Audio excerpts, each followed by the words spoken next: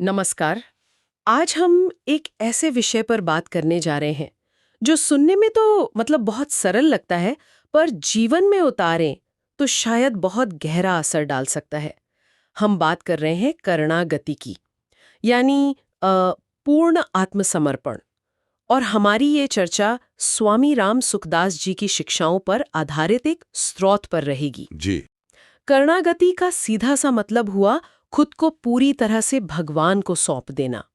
सोचिए, हम पूजा पाठ तो करते ही हैं, पर क्या कभी ये सोचा कि अपना पूरा जीवन, अपनी सारी चिंताएं, अपनी इच्छाएं, अपना मैं, सब कुछ ईश्वर के हवाले कर दें? स्रोत इसी की बात करता है। बिल्कुल। और इस विचार का बीज तो हमें भगवत गीता में ही मिल जाता है। एक बहुत ही महत्वपूर्ण श्लोक है जहां भगवान कृष्ण अर्जुन से कहते हैं, सर्वधर्मान परित्यज्य मामेकम शरणम व्रज अहम त्वाम सर्व पापेभ्यो मोक्षयिष्यामि मा शुचः। ये गीता के 18वें अध्याय का 66वां श्लोक है। इसका भाव समझें तो यह है कि सब धर्मों को, यानी अपने कर्तापन के भाव को और दूसरे आश्रयों को त्याग कर केवल एक मुझ परमात्मा की ही शरण में आ जाओ।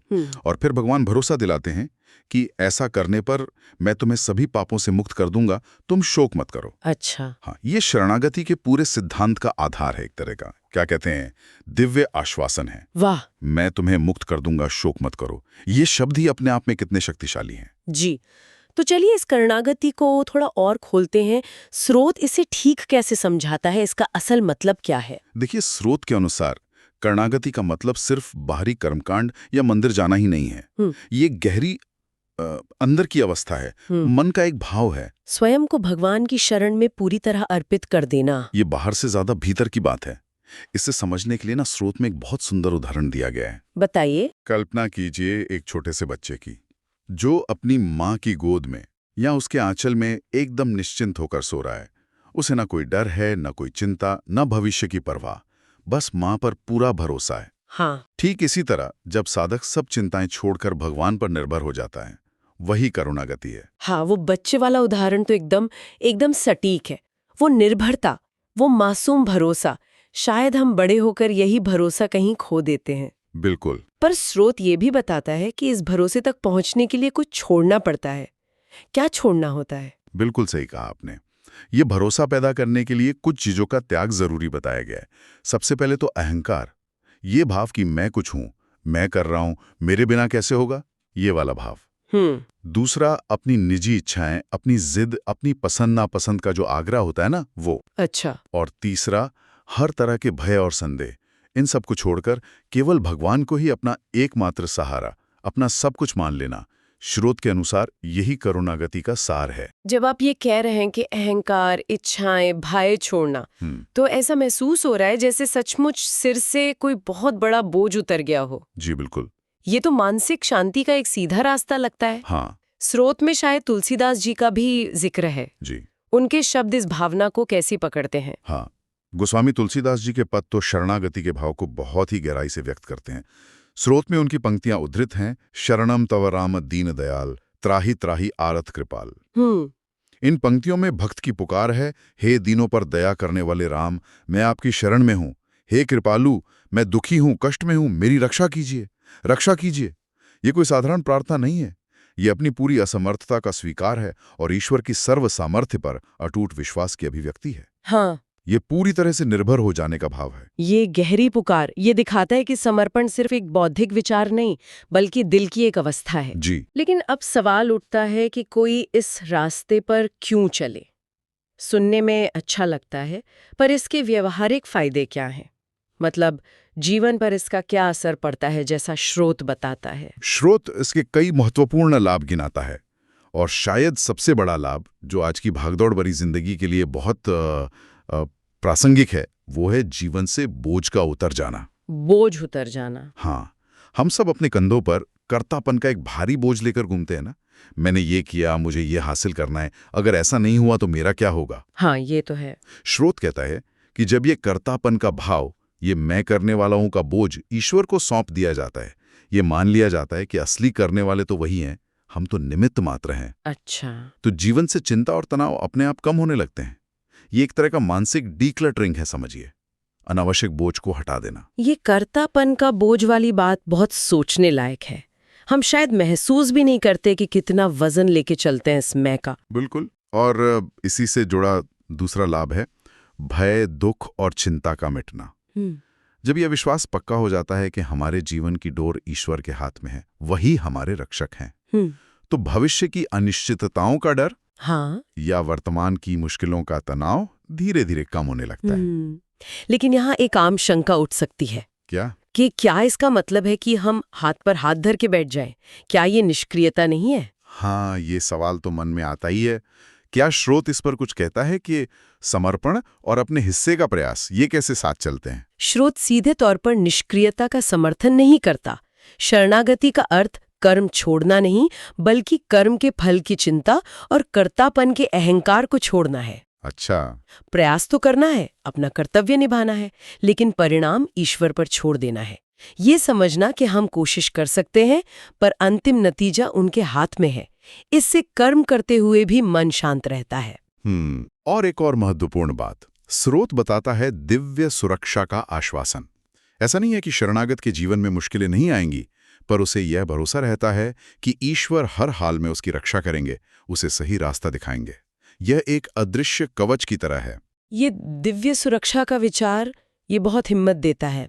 क्या स्रोत में गीता या अन्य शास्त्रों में कोई और ठोस प्रमाण है जो दिखाता है कि ईश्वर ये जिम्मेदारी वाकई उठाते हैं? हाँ, बिल्कुल। भगवद गीता का एक और बहुत प्रसिद्ध और शक्तिशाली श्लोक है, अध्याय 9 श्लोक 22, जो स्रोत में दिया गया है। यह इस दिव्य सुरक्षा और योगक्षेम के आश्वासन को और पुष्ट करता है।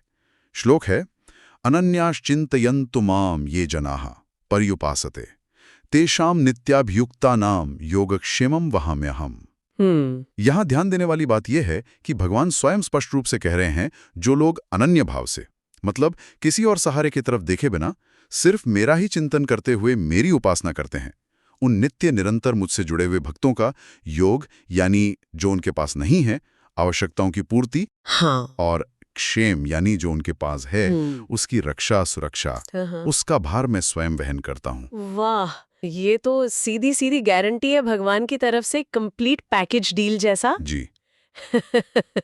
कि जो चाहिए वो मिलेगा और जो है वो सुरक्षित रहेगा। बिल्कुल। ये तो सचमुच बहुत बड़ा आश्वासन है। बिल्कुल। खासकर आज के समय में जहाँ इतनी अनिश्चितता और असुरक्षा महसूस होती है। बिल्कुल। ये आश्वासन ही शरणागति के मार्ग का सबसे बड़ा आकर्षण है। ये सब सुनने में बहुत प्रेरणादायक है। लेकिन अक्सर ऐसे ऊंचे आदर्शों को रोजमर्रा की जिंदगी में उतारना वो थोड़ा मुश्किल लगता है। हाँ, ये बात सही है। क्या स्रोत इसे अमल में लाने के लिए, इसका अभ्यास करने के लिए कुछ व्यवहारिक तरीके, कुछ रोज की जा सकने वाली साधनाएं भी बताता है? हाँ, यही इस स्रोत की खूबी है।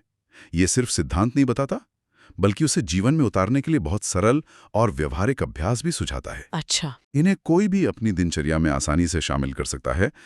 पहला अभ्यास है नित्य प्रार्थना।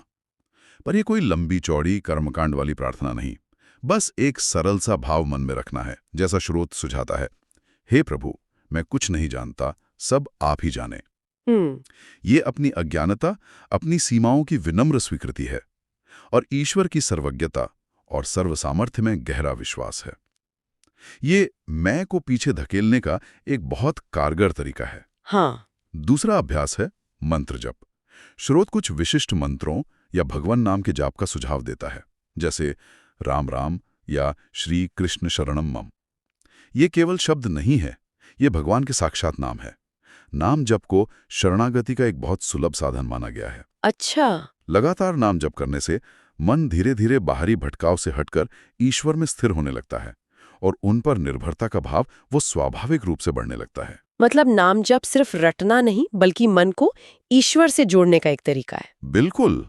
तीसरा तरीका है स्मरण। स्मरण। हाँ, यानी दिन भर के कामों के बीच हर परिस्थिति में, चाहे वो हमें अच्छी लगे या बुरी, सुखद हो या दुखद, ये याद रखने का अभ्यास करना, भगवान मेरे साथ हैं। ये भाव मुश्किल समय में हिम्मत देता है, अकेलेपन का एहसास मिटाता है और सुख के समय में हमें अभिमान या लापरवाही से बचाता है। ये ईश्वर की निरंतर उपस्थिति का बोध बनाए रखने जैसा है। ये स्मरण वाली बात ये सोचने पर मजबूर करती है, अगर हर पल ये याद रहे कि भगवान साथ हैं, तो शायद मुश्किलों का सामना करने का हमारा नजरिया ही बदल जाए। निश्चित रूप से। और चौथा महत्वपूर्ण अभ्यास है स्वीकृति। स्वीकृति। यानी जीवन में जो कुछ भी हो रहा है, खासकर वो जो हमारे नियंत्रण से बाहर है, उसे ईश्वर की इच्छा, उनका विधान या उनका भेजा हुआ प्रसाद मानकर स्वीकार करना। इसका मतलब हाथ पर हाथ धरकर बैठना या अन्याय सहना नहीं है, हाँ। बल्कि जो बदल नहीं सकता उसके प्रति मन के अंदर जो निरंतर लड़ाई चलती रहती ना, जो प्रतिरोध होता है, उसे छोड़ देना है। ये स्वीकृति मन को अनावश्यक उथल-पुथल से बचाकर शांत रखती है। ये चारों अभ्यास, सरल प्रार्थना, नाम जप, स्मरण और स्वीकृति, सुनने में तो सरल लगते हैं, पर शायद लगातार करने पर गहरा असर डालते होंगे। जी बिल्कुल। ये सब मिलकर उस निर्भरता के भाव को कैसे मजबूत करते हैं? ये अभ्यास एक दूसरे के पूरक हैं। प्रार्थना से विनम्रता आती है, जप से मन एकाग्र होता है और ईश्वर से जुड़ता है। स्मरण से उनकी उपस्थिति का एहसास बना रहता है और स्वीकृति से मन शांत होता है। ये सब मिलकर धीरे धीरे मैं के भाव को कम करते हैं और ईश्वर पर निर्भरता को बढ़ाते हैं। स्रोत में एक और प्रसिद्ध श्लोक का जिक्र है जो ईश्वर के साथ हमारे रिश्ते को एक अलग आयाम देता है। वो क्या है और कर्णागति से कैसे जुड़ता है? हाँ, वो बहुत ही सुंदर और लोकप्रिय प्रार्थना श्लोक है। त्वमेव माता च पिता त्वमेव, त्वमेव बंधुश्च सखा त्वमेव, त्वमेव विद्या द्रविणं त्वमेव, त्वमेव सर्वं मम देव देव। हाँ, ये तो बहुत सुना है जी। ये श्लोक ईश्वर के साथ हमारे सारे रिश्तों को समेट लेता है। भक्त कहता है, हे देवों के देव, आप ही मेरी माता हैं, आप ही मेरे पिता हैं, आप ही मेरे भाई बंधु हैं और आप ही मेरे सबसे प्रिय मित्र हैं। आप ही मेरी विद्या हैं, आप ही मेरा धन है, आप ही मेरा सब कुछ है। यानी ईश्वर को सिर्फ एक दूर बैठे भगवान की तरह नहीं, बल्कि अपने सबसे करीबी रिश्तेदार, दोस्त, सब कुछ की तरह देखना। बिल्कुल। जब साधक ईश्वर को अपना सब कुछ मान लेता है, माँ की तरह रक्षा करने वाला, पिता की तरह मार्गदर्शन देने वाला, भाई की तरह साथ निभाने वाला, दोस्त की तरह समझने वाला, गुरु की तरह सिखाने वाला, स्वामी की तरह पालन करने वाला, तो फिर किसी और सहारे की जरूरत ही महसूस नहीं होती। समर्पण का भाव बहुत स्वाभाविक और गहरा हो जाता है। ये ठीक वैसा ही है जैसे उस बच्चे का अपनी माँ पे भरोसा था। हाँ। जब ईश्वरी सब कुछ है तो उन पर निर्भर होना सबसे आसान और सुरक्षित लगता है। यह कर्णागति की भावना को बहुत पुष्ट करता है। ये नजरिया तो समर्पण को बहुत व्यक्तिगत और भावनात्मक बना देता है। जी। तो अगर कोई इन अभ्यासों को अपनाता है, इस तरह का भाव विकसित करता है, ईश्वर से ऐसा रिश्ता जोड़ता है, तो आखिर में उसके जीवन में क्या बदलाव आता है? कर्णागति का अंतिम फल क्या है? स्रोत के अनुसार कर्णागति का जो सबसे बड़ा और अंतिम परिणाम है, वो है मन में एक अद्भुत अचल शांति और स्थिरता का अनुभव। शांति और स्थिरता। हाँ, एक ऐसी शांति जो बाहरी दुनिया के उथल-पुथल से, जीवन के उतार चढ़ाव से भंग नहीं होती। इसका नतीजा ये होता है कि साधक का जीवन बहुत सहज और सरल हो जाता है। वो घटनाओं से बहुत ज्यादा प्रभावित या विचलित नहीं होता है। चाहे सुख आए या दुख, मान मिले या अपमान, लाभ हो या हानि, वो अंदर से गहरी समता, एक स्थिरता और एक शांत आनंद का अनुभव करता है। ये आनंद बाहरी चीजों, सफलताओं या लोगों पर निर्भर नहीं होता, बल्कि यह उसकी आत्मा से, ईश्वर के साथ उसके गहरे संबंध से उपजता है। आज की दुनिया में जहाँ हर कोई बाहरी चीजों से खुशी ढूंढ रहा है, ये अंदरूनी शांति और स्थिरता तो बहुत बड़ी उपलब्धि लगती है। सही कहा आपने। जीवन तब एक बोझ की तरह नहीं बल्कि एक खेल या लीला की तरह लगने लगता है, बिल्कुल। जिसमें वो अपना पात्र ईमानदारी से निभा रहा है, पर जीत हार का तनाव या परिणाम की चिंता ईश्वर पर छोड़ देता है। स्रोत के अनुसार यही कर्णागति का परम फल है। जीवन में सहजता, सरलता, निर्भयता और कभी न खत्म होने वाली अक्षय शांति। तो आज हमने स्वामी राम सुखदास जी की शिक्षाओं पर आधारित स्रोत के जरिए कर्णागति के सिद्धांत को काफी गहराई से समझने की कोशिश की। सार यही निकलता है कि पूर्ण आत्मसमर्पण सिर्फ कोई दार्शनिक कल्पना या बहुत मुश्किल साधना नहीं है, नहीं, बल्कि जीवन जीने का एक व्यावहारिक, सरल और, जैसा कि स्रोत बताता है, शायद सबसे श्रेष्ठ तरीका है। ये बोझ उतारने का तरीका है। हाँ, और जो बात यहाँ सबसे ज्यादा उभर कर आती है वो ये है कि यह एक तरह का आदान प्रदान है। जब व्यक्ति स्वेच्छा से अपना अहंकार, अपना कर्तापन का बोझ, अपनी सारी चिंताएं ईश्वर को सौंपता है, तो बदले में ईश्वर स्वयं उसके जीवन का भार, उसकी जिम्मेदारियां, उसका योगक्षेम उठाने का वादा करते हैं, जैसा हमने गीता के श्लोक में देखा। हाँ।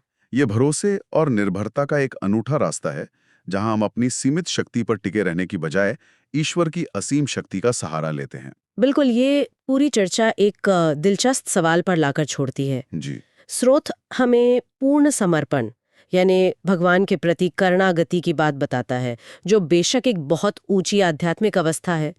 लेकिन क्या रोजमर्रा की जिंदगी की जो छोटी छोटी चुनौतियां हैं, तनाव है, चिंताएं हैं, जी। जैसे ऑफिस का कोई मुश्किल प्रोजेक्ट जी। या बच्चों की परवरिश की चिंता या स्वास्थ्य की कोई परेशानी, हाँ। क्या इनमें भी समर्पण या जाने देने, लेटिंग गो के इस सिद्धांत का कोई छोटा व्यवहारिक रूप लागू हो सकता है? ये सोचने वाली बात है ना, कि हर चीज को नियंत्रित करने की अपनी प्रवृत्ति को थोड़ा कम करके, थोड़ा भरोसा रखकर, थोड़ा जाने देकर, क्या हम अपने मानसिक बोझ को कुछ हल्का कर सकते हैं? बिल्कुल, करुणागति का ये मूल सिद्धांत नियंत्रण छोड़ना जीवन के और किन पहलुओं पर किस हद तक लागू हो सकता है और उसका अनुभव कैसा हो सकता है, इस पर विचार किया जा सकता है।